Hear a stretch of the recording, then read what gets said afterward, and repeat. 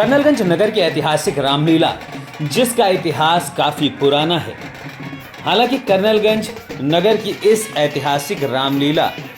जो लगभग 160 वर्षों से भी ज़्यादा पुरानी है और वर्तमान में पूरे मंडल की सबसे ऐतिहासिक रामलीला कही जाती है, जो आज के समय में न सिर्फ ऐतिहासिक बल्कि उसका डिजिटलाइजेशन भी हो चुका है। रामलीला कमेटी के अध्यक्ष मोहित पांडे, जिनके प्रयास से रामलीला एक नए रूप में देखने को मिल रहा है और जिसे देखकर पूरे नगर के दर्शक रामलीला की प्रशंसा को और भी ज़्यादा बेहतर तरीके से करते दिखाई दे रहे हैं। 1 महीने तक चलने वाली नगर की ऐतिहासिक रामलीला में मेघनाथ वध सुलोचना सती की लीला का मंचन बड़े ही भव्य तरीके से दिखाया गया, जिसमें कलाकारों ने भी अभूतपूर्व प्रस्तुति पेश की।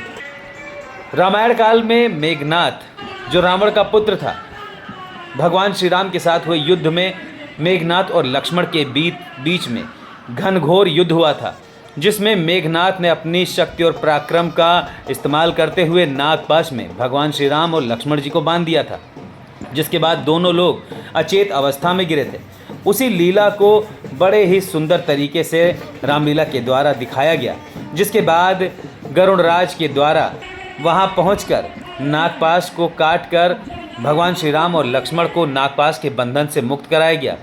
सभी लीला इतनी मनोरम तरीके से पेश की गई कि उसे देखने के लिए लोगों का जन सैलाब खड़ा रहा।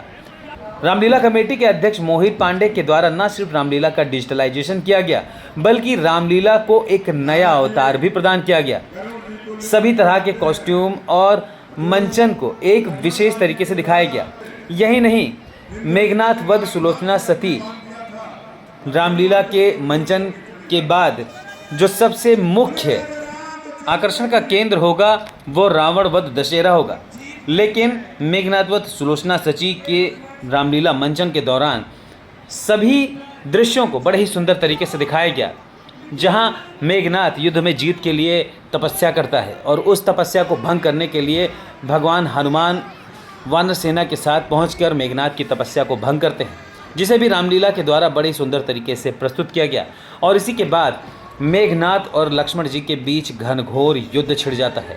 जहां दिखाया गया कि मेघनाथ अकेले ही हनुमान जी और लक्ष्मण जी के साथ युद्ध करते नजर आ रहे हैं। भीषण युद्ध के दौरान भगवान श्री राम के द्वारा छोड़े गए दिव्य अस्त्र से मेघनाथ का वध हो जाता है और मेघनाथ की पत्नी सुलोचना सती हो जाती हैं, जिसे देखकर वहां के दर्शक भी पूरी तरीके से भाव विभोर हो चुके थे। मेघनाथ वध के बाद लक्ष्मण जी ने मेघनाथ के ऊपर पैर रखकर अधर्म पर धर्म की जीत का दृश्य दिखाया। साथ ही साथ मेघनाथ के वध के बाद हनुमान जी के द्वारा उसके शव को लंका नरेश रावण के पास पहुंचाया जाता है और उसी के बाद